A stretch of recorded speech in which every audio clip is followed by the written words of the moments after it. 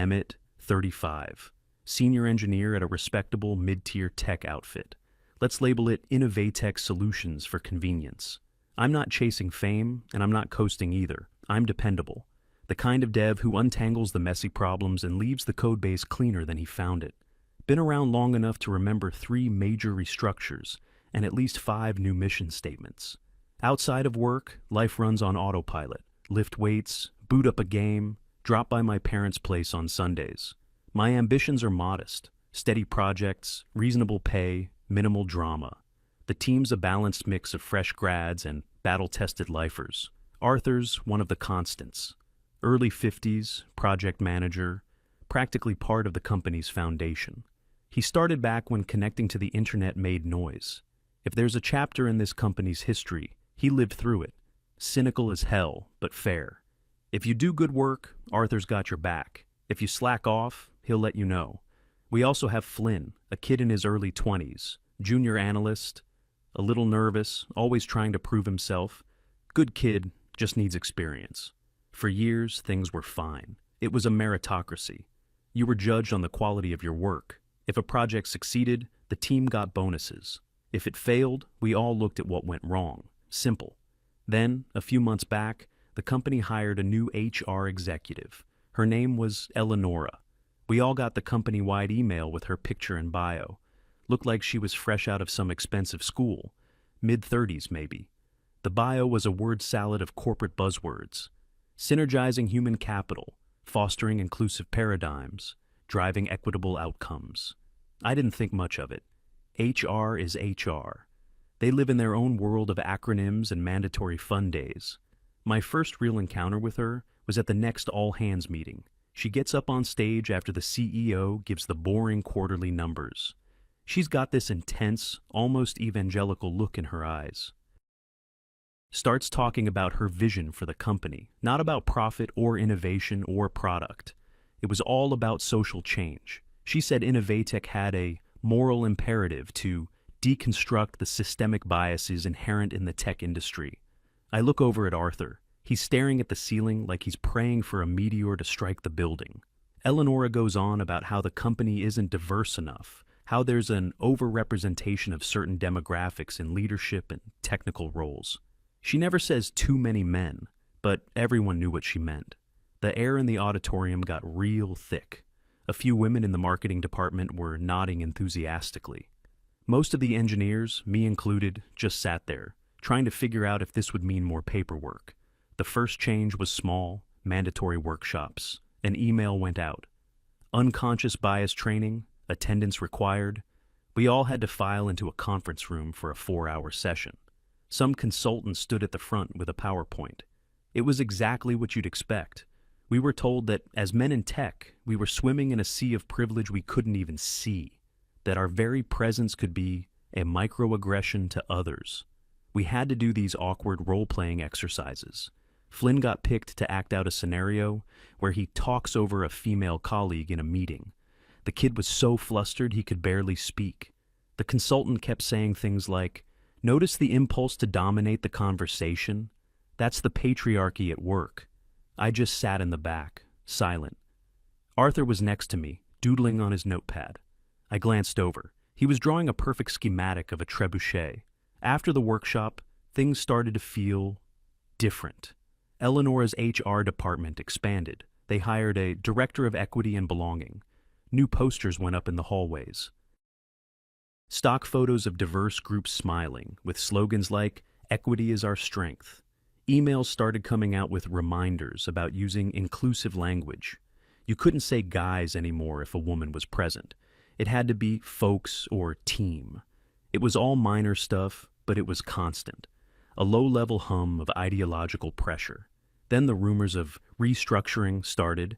The company had missed its quarterly targets. Wall Street wasn't happy. The C-suite announced that they needed to trim the fat. Layoffs were coming. A feeling of dread settled over the office. Everyone was on edge. Who would get the axe? Normally, it was based on performance. Low performers and people on failing projects would be the first to go. But Eleonora was in charge of the process. She sent out a memo explaining that the layoffs would be handled through an equitable lens. It said the company would use this as an opportunity to rebalance the workforce and correct historical disparities. That memo was a bucket of ice water. We all knew what it meant. Arthur came by my desk later that day.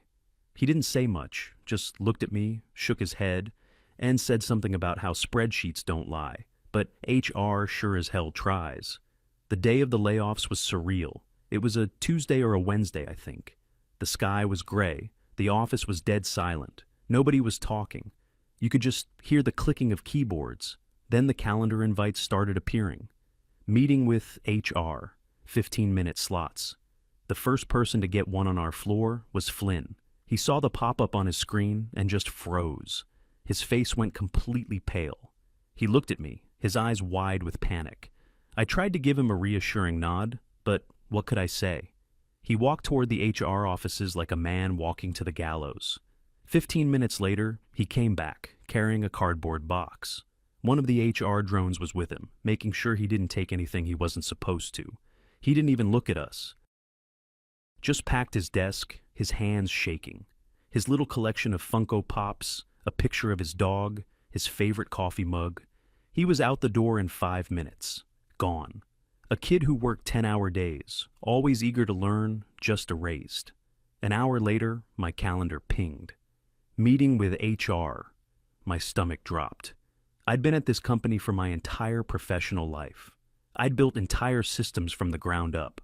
I closed my laptop, stood up, and made the same walk Flynn did. Eleonora's office was all glass and minimalist furniture. She was sitting behind a large white desk, a laptop open in front of her. She had this practiced, sympathetic look on her face. She motioned for me to sit down. She started with the usual script. As you know, the company is going through a period of transition. I just tuned it out. I knew where this was going. And your position has been identified as redundant. There it was. I didn't say anything for a moment, just stared at her. Then I found my voice. I asked her why. I told her my performance reviews have been stellar for 9 years straight. That I just closed out a project that saved the company millions. That I was mentoring 3 junior engineers. I wasn't angry. I was just confused. It didn't make any logical sense. She folded her hands on her desk and gave me a little sigh. The look she gave me wasn't one of a boss letting an employee go. It was the look of a teacher explaining a simple concept to a child who just isn't getting it. She told me this wasn't about performance. She said it was about looking at the bigger picture, that my role, and roles like mine, have been historically overrepresented by my demographic, and that for the company to achieve true equity, sacrifices had to be made by those who have benefited from the existing power structures. She literally said that. She said I should see this as an opportunity for me to reflect on my privilege. I couldn't believe what I was hearing. This wasn't a layoff. This was an ideological purge. I was being fired because of who I was, not what I did. All my years of hard work, my loyalty, my expertise, it meant nothing. I was just a statistic on her equity spreadsheet. I didn't argue. I knew it was pointless. Her mind was made up. I just stood up, said, okay, and walked out. Another HR drone handed me my box and followed me back to my desk. The walk of shame. Everyone trying not to look at you. I packed my things, my keyboard, my mouse, the little stress ball I'd had for years. As I was leaving, I saw Arthur. He caught my eye and just gave a slow, grim nod. He knew. I found out later that afternoon that Arthur got the call an hour after me. He told me about it when a bunch of us met up later. He walked into Eleonora's office, sat down, and she started her script. He cut her off mid-sentence. He apparently just said, "Save it. I know why I'm here. You're firing all the competent men because you think it'll look good in a press release." She was taken aback, tried to deny it, started talking about holistic reviews. He just laughed at her. As he was leaving, he stopped at the door, turned around, and looked her dead in the eye. He told her, "This isn't over. You've made a very, very big mistake. See you in court." She apparently scoffed and said something about threats born of toxic masculinity. He just smiled and walked away. That night, about a dozen of us who got the axe met at a dive bar near the office. The mood was bleak. Guys were in shock. Some were just staring into their beers. Flynn was in a corner, white-knuckling a glass of water. He looked like he was about to be sick. He told us he just bought a condo, his first home. We started comparing notes. Out of the 30 people laid off in the engineering and project management divisions, 28 were men. The 2 women who were let go were both nearing retirement anyway. Meanwhile, we all knew who was kept on. A female junior developer who had been on a performance improvement plan for 6 months. She stayed. A guy hired through a diversity initiative who spent most of his day on his phone and had contributed nothing to any project. He stayed. The pattern was undeniable. It was a targeted culling. We were all feeling pretty hopeless. What could we do? The company had all the power. Then Arthur spoke up. He commanded the room. His voice was calm but full of steel. He told us to stop feeling sorry for ourselves. He explained that what Eleonora and the company did wasn't just unethical or stupid. It was illegal, blatantly, flagrantly illegal. He said this wasn't about feelings. This was about facts and evidence. He laid out a plan. We needed to document everything. Every performance review, every email from a boss praising our work, every project we ever completed. We needed to build a timeline. We needed to create a full list of everyone fired and everyone who stayed, along with their roles and, as best we could, their performance records.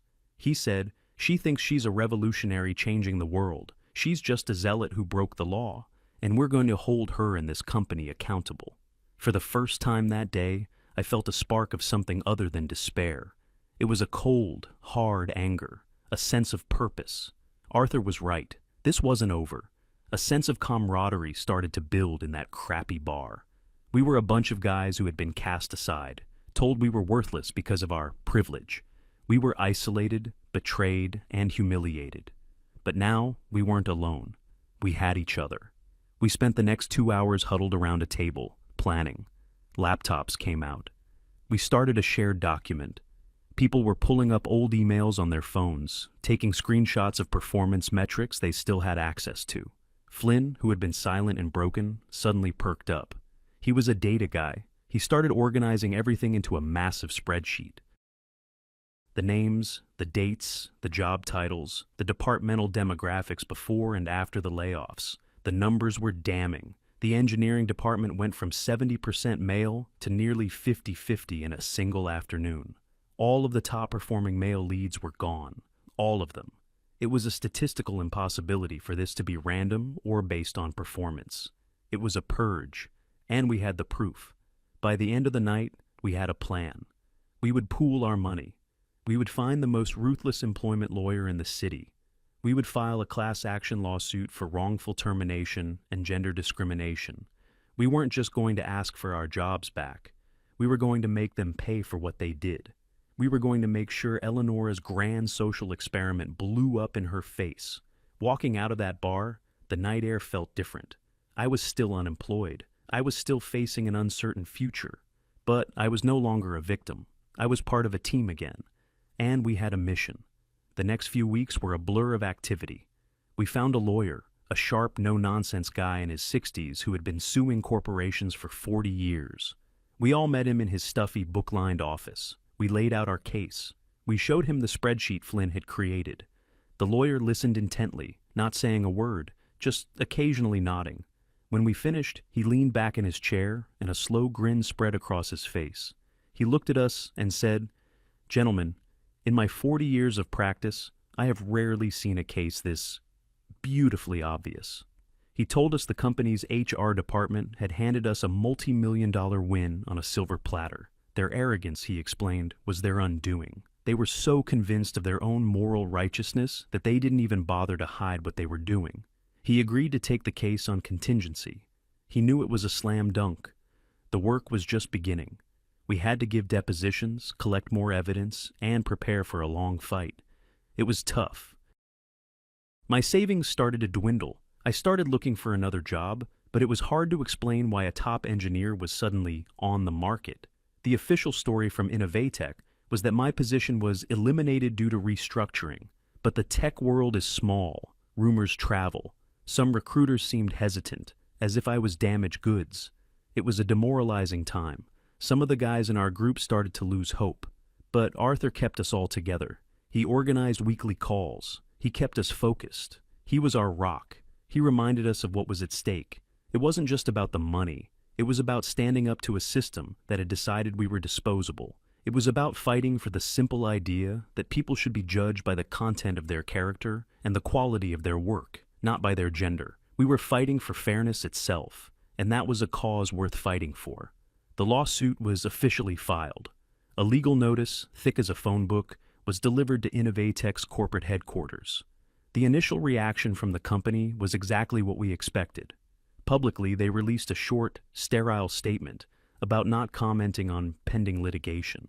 Internally, however, Eleonora went on the offensive. I heard about it from a couple of old contacts who were still inside, people who were quietly rooting for us. She held a company-wide town hall meeting, stood up on the same stage where she'd announced her grand vision. She framed our lawsuit as a desperate, pathetic attack from a group of disgruntled former employees who couldn't handle progress. She told everyone it was a frivolous suit, an attempt to intimidate the company and halt its important work in creating an equitable environment. She spoke of vested interests and resistance to change. She was basically painting us as villains in her corporate superhero story. She was the hero fighting for justice, and we were the angry mob trying to protect our privilege. She ended her speech by telling everyone to stay the course and not be distracted by the noise. For a little while, it seemed to work. The people who already believed in her ideology nodded along. The rest were too scared for their own jobs to say anything. Eleonora was at the peak of her power. She felt untouchable, morally and professionally. That was her first mistake. Her second was underestimating our lawyer. The legal process lumbered forward. The first major phase was discovery. This is where both sides have to show their cards. We had to turn over our emails, texts, everything. And they had to do the same. Our lawyer was like a shark that smelled blood in the water. He sent Innovatech a discovery request that was hundreds of pages long. He demanded every email Eleonora had ever sent or received that mentioned the words layoff, restructuring, diversity, equity, gender, or demographics. He requested all meeting minutes from the leadership team where the layoffs were discussed. He wanted performance reviews, salary data, hiring records for the last 5 years.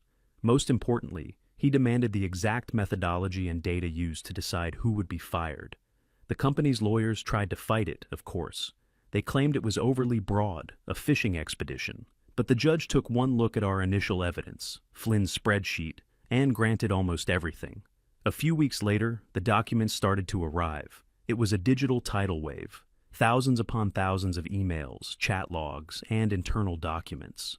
Our lawyer hired a team of paralegals to sift through it all, and he had us help, looking for anything that stood out. It didn't take long to find the smoking gun. In fact, there were dozens of them. Eleonora hadn't just been careless, she had been proud. We found the original PowerPoint presentation she had given to the CEO and the board. One slide had a chart titled, "Rebalancing Our Workforce." It literally showed the targeted percentage decrease for male employees in the engineering department. There was an email chain between Eleonora and her new Director of Equity and Belonging. In it, they discussed how to frame the layoffs to avoid legal trouble. The Director of Equity warned her that targeting one gender was illegal. Eleonora's reply was pure hubris. She wrote, "The law was written to protect the marginalized, not to uphold existing structures of power. We are on the right side of history here. It's a moral imperative." She thought her good intentions made her immune to the law. The absolute goldmine was a spreadsheet file named Equity Restructuring Matrix _final.xlsx. It was her masterpiece. Every employee in the company was on it. There were columns for name, role, salary, and performance score. But there were other columns too: gender, ethnicity, age, and then there was the final column, the one that decided our fate. It was labeled Equity Priority Score. It was a formula. It took your performance score and literally subtracted points based on your privilege. Being male was a negative modifier. Being white or Asian was another negative modifier. Being a woman or a minority was a positive modifier. A high-performing male engineer could have a lower equity priority score than a low-performing female marketing intern. It was all there in black and white. A mathematical formula for discrimination. Flynn, looking at the spreadsheet, just let out a low whistle. He said a first-year data science student would know better than to create something so obviously incriminating. When our lawyer saw that file, he just started laughing, a deep, hearty laugh. He called us into his office and put the spreadsheet up on a big monitor. He pointed at the screen and said, This is the kind of evidence lawyers dream about. She not only committed the crime, she kept a detailed diary explaining how and why she did it. He told us the case was no longer about winning. It was about deciding how many zeros would be on the settlement check. Meanwhile, inside Innovatech, the consequences of the layoffs were starting to hit. The projects Emmett and Arthur had been leading were now rudderless. Deadlines were being missed. Major clients were getting angry. The less experienced people who were kept on couldn't handle the workload.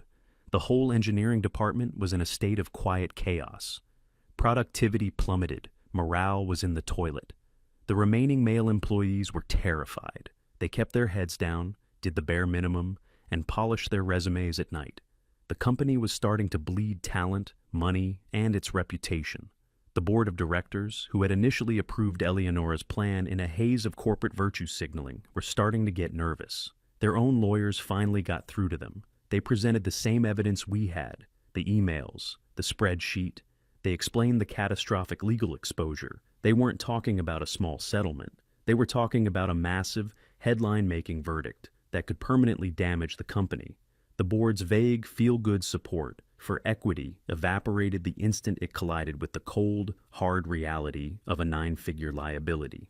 They called an emergency board meeting. Eleonora was summoned. I got the whole story later from a source inside the C-suite. It was brutal. She walked into the boardroom with her usual air of supreme confidence. She probably thought they were going to praise her for her bold leadership.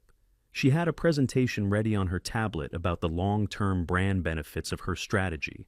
She never even got to turn it on. The chairman of the board, a quiet, ruthless old man who had built his fortune in manufacturing, didn't ask her to sit down. He was standing at the head of the table, looking at a stack of papers. He started speaking in a low, flat voice. He didn't talk about diversity or inclusion. He talked about numbers. He started with Arthur. He asked Eleonora if she knew who Arthur was. She said, of course, he was a senior project manager. The chairman informed her that Arthur was the only person who had a relationship with their biggest client, a multi-billion-dollar conglomerate, and that client was now threatening to pull their contract because 3 major project deadlines had been missed since Arthur's departure. The potential loss was over $100 million. He then moved on to me, Emmett. He said, "You fired your lead security engineer, the man who designed our entire data protection architecture." He asked her if she had any idea how much it would cost to hire a replacement with my level of expertise, assuming they could even find one. He told her a rival firm had already started trying to poach our top developers, and morale was so low that they were listening. Eleonora started to stammer. She tried to pivot back to her talking points. She started talking about the importance of disrupting the status quo and building a workforce for the future. Another board member, the CFO, cut her off. He held up a single piece of paper. It was the projected legal fees and settlement cost for our lawsuit. He said, "Your workforce for the future is going to cost this company an estimated $50 million in legal damages. That's a low-end estimate." He asked her to point to the line item in her budget that accounted for that. She was visibly faltering now. Her confidence was cracking. She made one last, desperate attempt. She fell back on her ultimate defense. She told them the lawsuit was nothing more than the lashing out of toxic masculinity. She said this was the predictable backlash that all true progressives face when they challenge the patriarchy. She basically accused the board of being cowards if they backed down. The chairman of the board just stared at her. His expression didn't change. He let the silence hang in the air for a few long seconds. Then he said, "We are not a social justice organization, Eleonora. We are a publicly traded company with a fiduciary duty to our shareholders. You were hired to manage human resources. Instead, you have exposed this company to catastrophic financial and operational risk. You are not a visionary. You are a liability." He paused again, then delivered the final blow. "Your employment at Innovatech is terminated, effective immediately. Pack your personal belongings. Security will escort you from the building." She just stood there, completely stunned. Her mouth was slightly open, the color drained from her face. In that moment, all the arrogance, all the self-righteousness was gone. All that was left was raw, unfiltered panic. She finally understood. The system she thought she commanded didn't care about her ideals. It only cared about profit and loss. And she was now firmly in the loss column. The story of her exit became a legend at the company. 2 large security guards met her at the boardroom door. They walked her back to her glass-walled office. The entire floor went silent, watching the drama unfold. She was given a single cardboard box. As she hurriedly packed her things, her corporate awards, her books on feminist theory, she looked out at the people she had saved, the women she had protected from layoffs, the diverse hires she had championed. Not one of them would meet her eye. They just stared at their screens, pretending to work. Nobody said a word of support. Nobody thanked her. To them, she wasn't a hero anymore. She was a failure, a pariah. And associating with her was a career risk. She had been betrayed by the very people she had sacrificed us for. In her moment of humiliation, she was completely and utterly alone. After she was gone, things at Innovatech moved fast. The company's lawyers called our lawyer the very next day. They didn't want to go to court. They didn't want any more publicity. They wanted to settle. Our lawyer negotiated hard. The final settlement was enormous. It was enough for every single one of us to be more than just made whole. It was life-changing money for some of the guys, like Flynn. He could pay off his condo and have plenty left over. The company also had to issue a formal public apology, though it was written in vague corporate speak that didn't admit guilt directly. But we didn't care. We had won. The victory was sweet, but what came next was even better. Arthur and I took our share of the settlement and decided to start our own business, a small, specialized IT consulting firm. We hired a few of the other guys who were laid off with us. Our business model was simple. We had one core value: competence. We didn't care about anyone's demographics. We cared if they could do the job. Our reputation preceded us. Because we were the guys Innovatech had stupidly fired, clients knew we were good. Our first big client? It was the multi-billion-dollar conglomerate that was about to leave Innovatech. Arthur called his old contact there, and they signed with us within a week. We started poaching Innovatech's best talent. The people who were left behind in the wreckage, who were sick of the ideological nonsense. Within a year, our little company was thriving. We were doing the work we loved, with people we respected. We had built our own table instead of begging for a seat at theirs.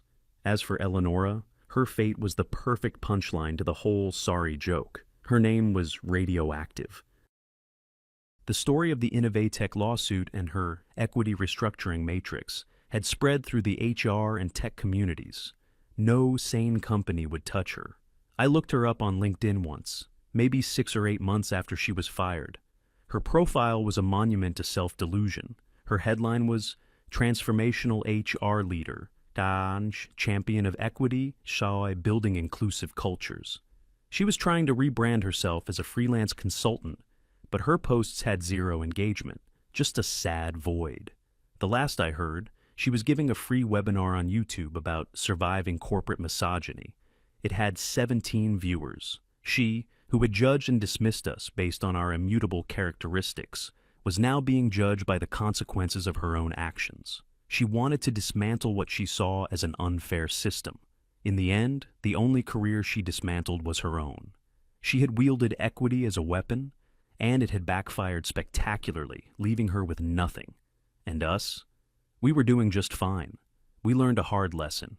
In a world that's gone crazy, sometimes the best thing you can do is build your own little corner of sanity, based on merit and mutual respect. It turns out that's a pretty good business model.